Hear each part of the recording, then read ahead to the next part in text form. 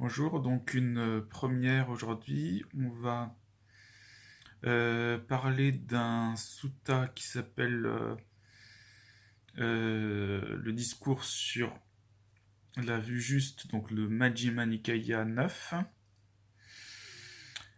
Donc dans ce sutta, c'est Sariputta qui va expliquer la vue juste, c'est-à-dire la production dépendante et les 12 liens de la production dépendante qu'on appelle aussi Paticca Samuppada. Donc, il va prendre les liens depuis le dernier jusqu'au premier, donc en terminant par la vieillesse et la mort. Donc, 12e lien, c'est-à-dire le dernier, vieillesse et mort. Qu'est-ce que c'est donc que la vieillesse et la mort? Ça, c'est assez évident. Donc on passe à la naissance, ça c'est le 11e lien, donc là le 12e lien, la vieillesse et la mort, sont permis parce qu'il y a d'abord la naissance des êtres.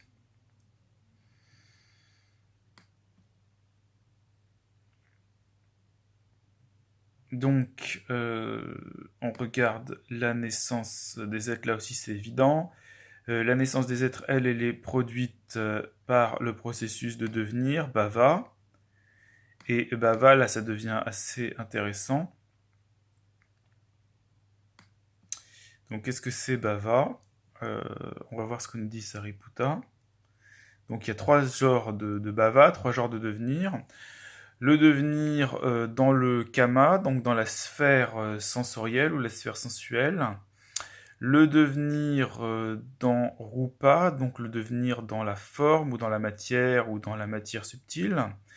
Et il y a troisièmement le devenir dans la sphère immatérielle, donc arupa.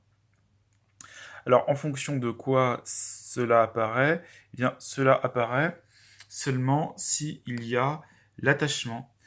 Donc l'attachement, ça va être le 9e lien. Donc il y a quatre types d'attachement. L'attachement euh, à la doctrine d'un soi. L'attachement aux vues, c'est-à-dire l'attachement aux théories. L'attachement à l'adhésion aux rites et observances, et l'attachement au plaisir sensuel. Donc le commentaire de Buddhaghosa, donc dans le Visuddhimagga, nous explique que en fait de la doctrine d'un soi, du fait de poser un soi, on adhère à des vues, donc des vues soit éternalistes, que le soi est éternel, soit nihiliste, que le soi est annihilé avec la mort. Et si on est dans la première vue, eh bien il y a l'attachement et l'adhésion aux rites et observances pour obtenir une naissance favorable. Et si on est dans l'option nihiliste, eh bien il y a l'attachement au plaisir sensuel.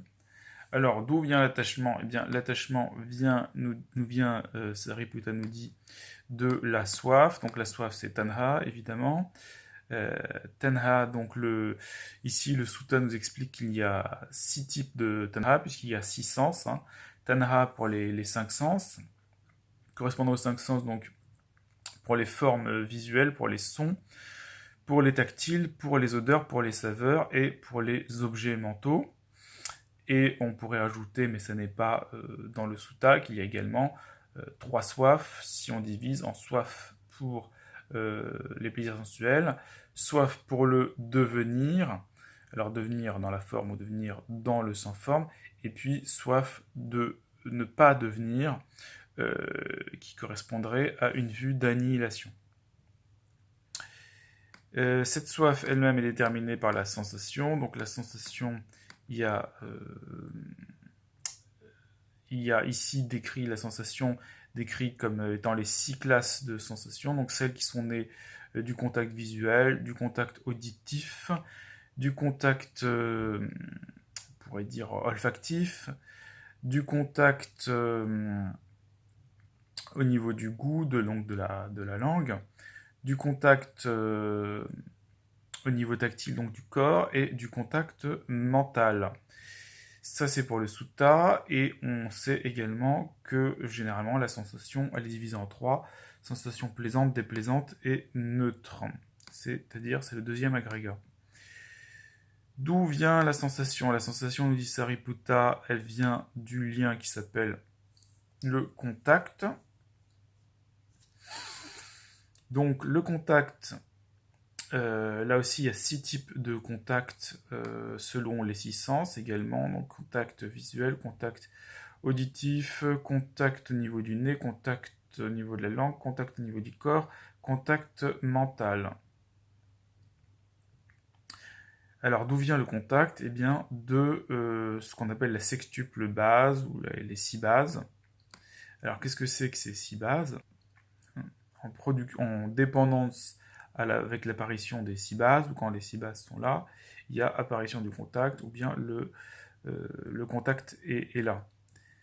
Donc qu'est-ce que c'est? Eh bien c'est la base de l'œil, la base ou le sens si on veut, ou la sphère ou la dimension de l'oreille, du nez, de la langue, du corps et du mental ou de l'esprit. Qu'est-ce qui détermine les 6 bases ou les 6 sens? C'est le nom et la forme. Donc nom et la forme, c'est un petit peu obscur. Ce qu'on appelle nom, une autre traduction, ce serait mentalité ou le psychique, et la forme, ce serait la matière ou le corps. Donc qu'est-ce que la forme? Ben, ce sont les 4 grands éléments et tout ce qui est forme dérivée des 4 grands éléments. Donc les 4 grands éléments, c'est le feu, la terre, l'eau et l'air. Et pour ce qui est du nom, ou de la mentalité, pardon, eh bien, sont les agrégats de sensation, de perception, et l'agrégat des formations qui ici est détaillé, donc intention, contact et attention. Donc ça fait 5 choses dans ce qu'on pose le nom. C'est sensation, perception, intention, contact et attention. Alors, ce nom et cette forme, d'où vient-il? Il vient de la conscience. Donc la conscience, c'est le 3e lien. Et la conscience, eh bien, il y a 6 classes de conscience. Conscience de l'œil, conscience de l'oreille, conscience du nez, conscience de la langue, conscience du corps, conscience du mental. Et ça, ce sont les 6 classes de conscience. Alors, d'où viennent ces consciences? Ça vient des formations, le fameux mot Sankhara, qui correspond, qui recouvre le 4e agrégat. Donc les Sankharas, ici décrits comme des Sankharas, c'est-à-dire des formations ou des fabrications karmiques. Donc il y en a 3, faites par le corps, donc un karma corporel ou un kama corporel, faites par la parole ou faites par l'esprit ou par le mental, on va dire. Donc 3 types de formations karmiques selon Sariputta, mais il y a aussi une autre manière de décrire les formations karmiques comme méritoires, déméritoire, donc ça c'est tout ce qui est immoral, et immuable. Immuable, c'est, si je ne m'abuse, tout ce qui correspond aux formations karmiques dues aux états méditatifs du sans forme. Et tout ça procède de quoi? Tout ça procède du premier lien, donc l'ignorance. L'ignorance, donc qu'est-ce que c'est l'ignorance? Bon, ici, c'est l'ignorance, on va dire, au niveau ultime, de la réalité ultime, donc c'est-à-dire des 4 nobles vérités. Donc ignorance, ne pas connaître la souffrance, ne pas connaître l'origine de la souffrance, ne pas connaître la cessation de la souffrance, c'est-à-dire le nibbana, et ne pas connaître le chemin, c'est-à-dire l'octuple sentier. Bon, sachant que ça n'est pas mentionné, mais il y a aussi une ignorance, on va dire, relative ou conventionnelle, qui est l'ignorance principalement de tout ce qui est processus karmique et renaissance. Donc voilà pour ce commentaire sur le discours sur la vue juste de Sariputta, Majjhima Nikaya 9.